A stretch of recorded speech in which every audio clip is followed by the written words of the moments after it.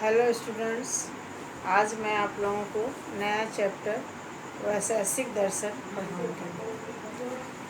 वैशेषिक दर्शन को न्याय दर्शन में मैं बता चुकी हूँ कि उसे न्याय के साथ जोड़ा जाता है और न्याय और वैशेषिक को जुड़वां दर्शन भी कहा जाता है।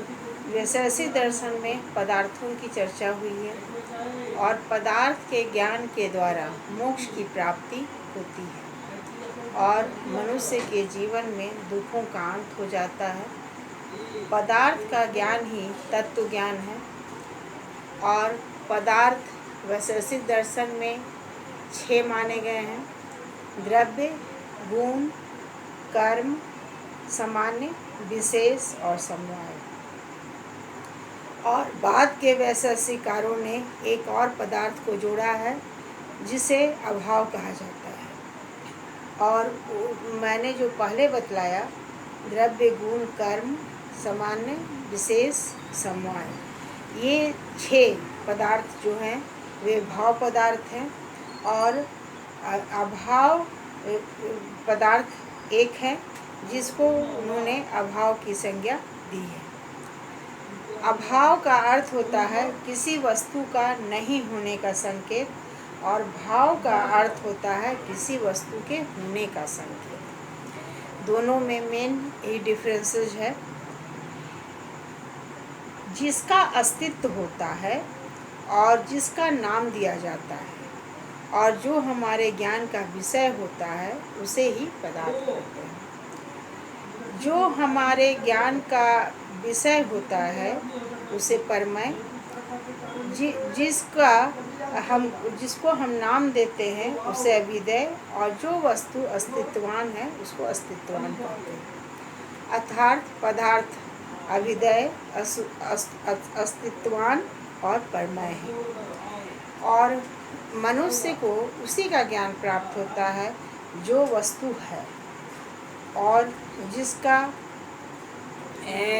जो हमारे ज्ञान का विषय बन सकता है। पदार्थ 2 शब्दों के मेल से बना है, पद और अर्थ। पद का अर्थ है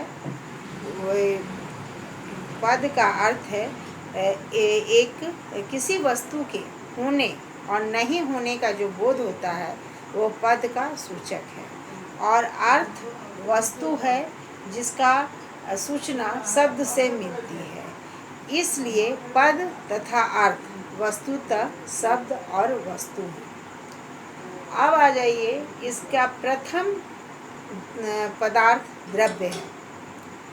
द्रव्य उसे कहते हैं जो गुण और कर्म का आश्रय हो, अर्थात गुण और कर्म बिना द्रव्य के नहीं रह सकते और वो द्रव्य में ही रहते हैं।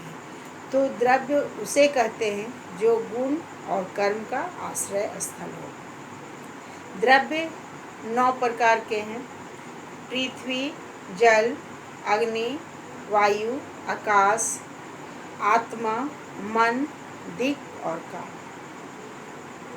इनमें 5 सक्रिय द्रव्य हैं और 4 निष्क्रिय द्रव्य हैं।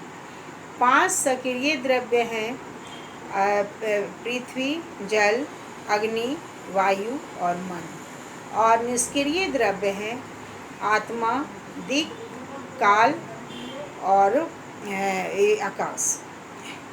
अब आ जाइए, पहला पॉइंट इसका पृथ्वी। पृथ्वी का मौलिक गुण गंध होता है और वो अन्य द्रव्यों में नहीं पाया जाता है। मौलिक गुण उसे कहते हैं जो सिर्फ उसी द्रव्य में पाया जाता है जो जिसका विशेष गुण है वो और अन्य द्रव्यों में नहीं पाया जाता है, उसको हम मौलिक गुण कहते हैं। तो पृथ्वी का विशेष गुण है गंध।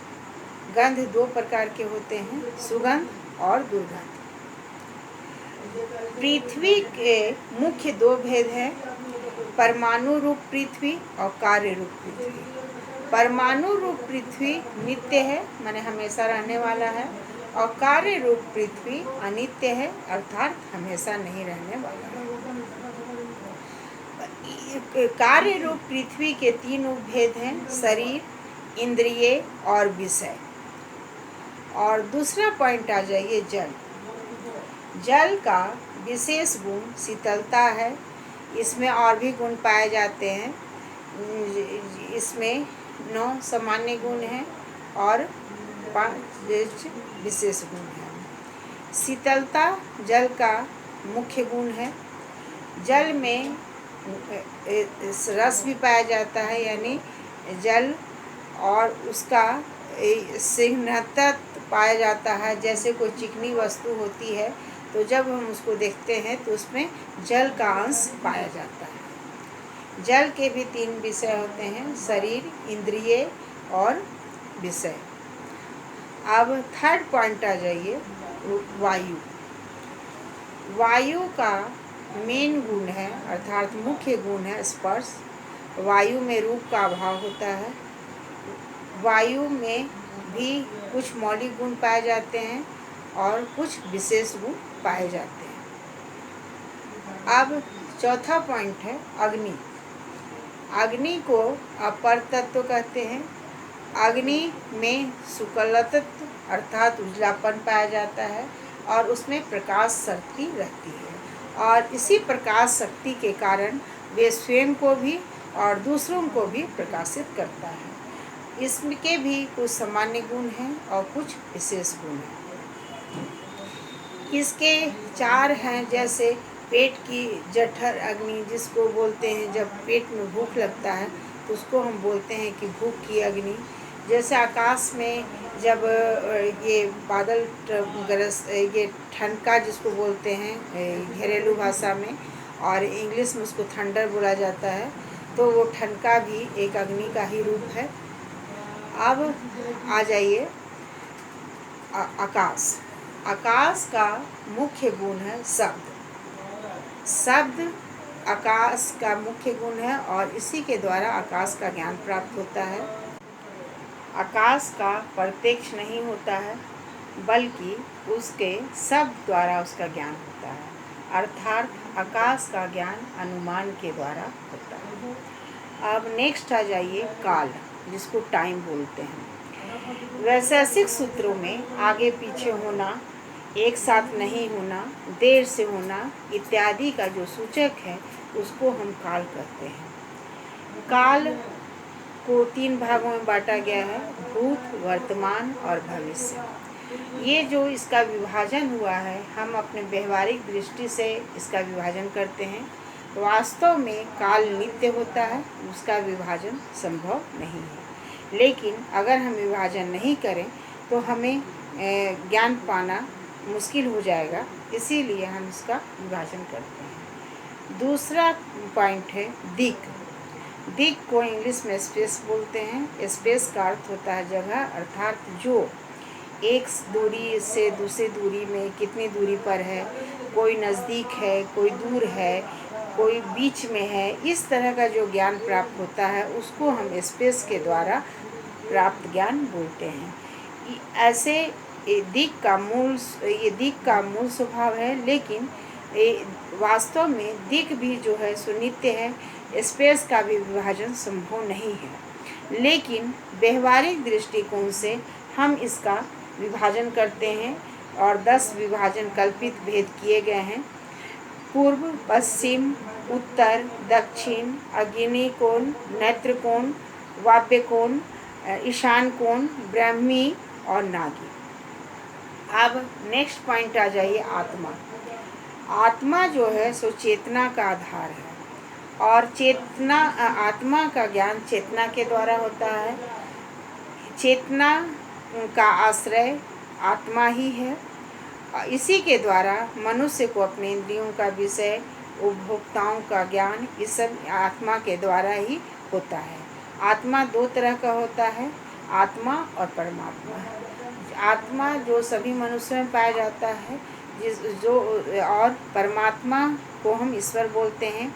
ईश्वर एक है और नित्य है। अब लास्ट पॉइंट आ जाइए मन। मन एक आंतरिक इंद्रियां हैं और मन के द्वारा मनुष्य को विभिन्न विषयों का ज्ञान होता है और मन जो है सो बहुत तेज गति से चलता है। जनरली एक इंद्रिय के विषय के ज्ञान होने के बाद दूसरे इंद्रिय के विषय का ज्ञान होता है, लेकिन मन इतना चंचल होता है कि इसमें सभी इंद्रियों का ज्ञान एक ही साथ हो जाता है। जैसे मान लीजिए कि मुझे भूख लगी है, रोटी है सामने, मैं देखती हूँ, उसको हाथ से तोड़ती हूँ, मुंह में डालती हूँ, फिर उसका गंध भी हमें महसूस होता है, कान जब हम उसको चबाते हैं तो आवाज़ सुनता है। तो ये सभी सारी क्रियाएं जो है एक साथ होती हैं, और इसीलिए मन को बहुत चंचल बोला गया है।